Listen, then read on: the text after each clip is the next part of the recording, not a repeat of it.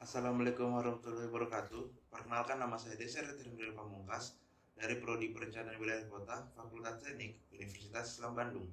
Saya di sini ingin memaparkan hasil tugas akhir saya yang berjudul Preservasi Kawasan Bersejarah sebagai Objek Wisata di Distrik Sota Kabupaten Merauke. Tugas akhir saya ini dilatar belakangi oleh pembangunan kota-kota ataupun daerah-daerah Indonesia.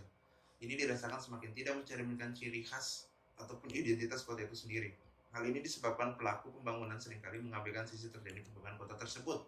Menurut Agustina Iha dan Hilwati 2019, ruang memberikan makna tertentu sehingga makna ruang menjadi bagian integritas dalam suatu proses perencanaan. Proses preservasi diawali dari kawasan bersejarah sebagai inspirasi awal dalam sumber daya tarik utama dalam upaya mewujudkan suatu kota ataupun daerah yang beridentitas, mempunyai nilai sejarah dan berkembang secara modern serta berdampak positif untuk segi sosial, ekonomi, dan budaya. Salah satu wilayah yang memiliki peninggalan sejarah yang bernilai tinggi adalah Distrik Sota yang menjadi perbatasan negara antara Indonesia dan Papua Nugini dan juga menjadi tempat pertama Belanda mendirikan pos untuk para tentaranya. Distrik Sota ini memiliki beberapa lokasi bersejarah seperti Tugu Putih, Monumen Meridian, Tugu 0 km Merauke, Rawa Biru, Camp konsentrasi Interniran, dan Musamus. Pada bagian metodologi, pendekatan yang saya lakukan yaitu pendekatan rasionalistik yang bersumber pada kebenaran teori berdasarkan fakta. Analisis yang saya gunakan ada dua, yaitu analisis potensi kawasan bersejarah dan analisis SWOT. Analisis SWOT ini digunakan untuk pengembangan strategi pengembangan yang cocok pada objek, dan analisis potensi mengukur tiga aspek, yaitu aspek sosial kultur, sosial budaya, dan segi fisik lingkungan. Pada pembahasan dan diskusi, Tugu Putih merupakan tugu pertama yang ditanam oleh nenek moyang suku Papua untuk menjadikan batas negara. 2. Monumen Meridian. Konvensi yang dibuat Belanda dan Inggris pada tahun 1895 membuat Indonesia dan Australia melakukan perundingan mengenai garis-garis batas wilayah. 3. Tugu 0 km Merauke. Tugu ini merupakan ciri khas Indonesia Timur karena tugu ini menjadi tugu perbatasan antara dua negara, yaitu Indonesia dan Papua Nugini. 4. Rawa Biru. Rawa Biru merupakan rawa yang pertama kali ditemukan oleh tentara Belanda, dan sampai sekarang Rawa Biru ini menjadi penopang kehidupan yang ada di Kabupaten Merauke. 5. Kamp konsentrasi Interniran. Kamp konsentrasi Interniran ini merupakan kamp ataupun penjara yang dibuat khusus untuk tawanan ataupun orang-orang yang melawan pemerintahan Belanda. 6. Musamus. Musamus ini cuma ada di dua negara bagian, yaitu ada di Indonesia dan Australia. Di Indonesia khususnya ada di bagian timur Indonesia ataupun Kabupaten Merauke. Analisis potensi kawasan bersejarah. Dari ketiga potensi yang berada pada setiap kawasan Monumen Meridian memiliki nilai paling tinggi, yaitu 41. Jadi dapat diketahui bahwa Monumen Meridian bisa menjadi pusat ataupun prioritas artefak peninggalan bersejarah dalam preservasi. Berdasarkan hasil perhitungan skor IFAS dan EFAS yang masing-masing menunjukkan nilai positif, strategi pengembangan objek wisata bersejarah yaitu di antara strategi kekuatan peluang atau SO, yaitu kuadran 1. Strategi SO. Sebagai peninggalan sejarah yang memiliki nilai budaya dan nilai religius di kawasan wisata, maka perlu adanya pelestarian dengan konsep utama preservasi dan didukung oleh konsep lainnya seperti rehabilitasi, konservasi, rekonstruksi, dan replika.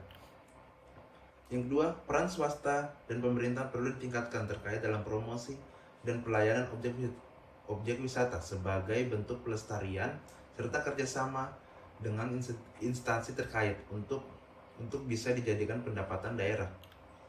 Ketiga, meningkatkan kinerja pengelola pariwisata dengan melengkapi fasilitas serta meningkatkan aktivitas masyarakat. Pengembangan sosiokultural.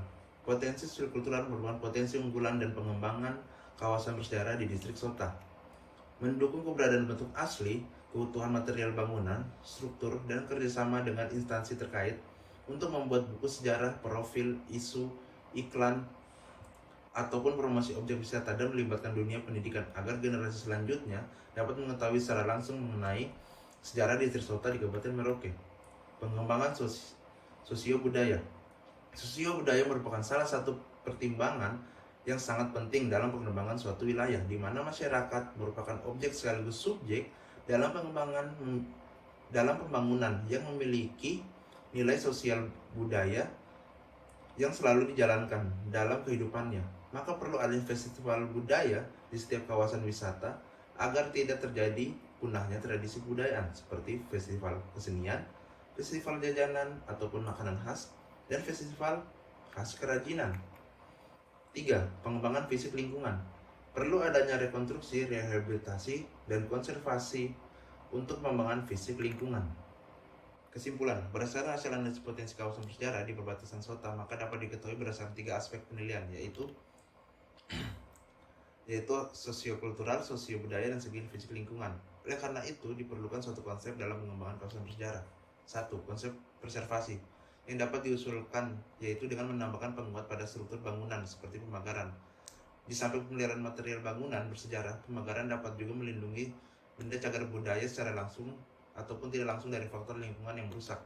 2. Menyusun kebijakan umum untuk mendukung preservasi dengan mengintegrasikan perlindungan peninggalan sejarah. 3. Membuat suatu usulan dengan peninggalan sejarah yang menjadi prioritas untuk benda peninggalan sejarah yang dapat menjadi cagar budaya agar dapat diusulkan dan didaftarkan sebagai cagar budaya nasional. Dari hasil analisis strategi pengembangan kawasan dengan menggunakan IPAS dan EVAS, mendapat manfaat yang menunjukkan program yang mempunyai pengaruh dan manfaat dalam mengembangkan kawasan, diantaranya 1. Peningkatan infrastruktur untuk memanfaatkan public space serta mengembangkan lingkungan dan tata ruang yang cocok dengan objek wisata.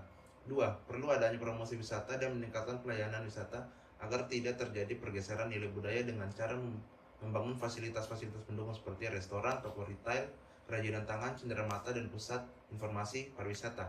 3. Menciptakan tata ruang dan lingkungan sekitar kawasan yang serasi terhadap objek dengan melibatkan masyarakat. Sekian dari saya, Deser Tendrai Pamungkas. Terima kasih.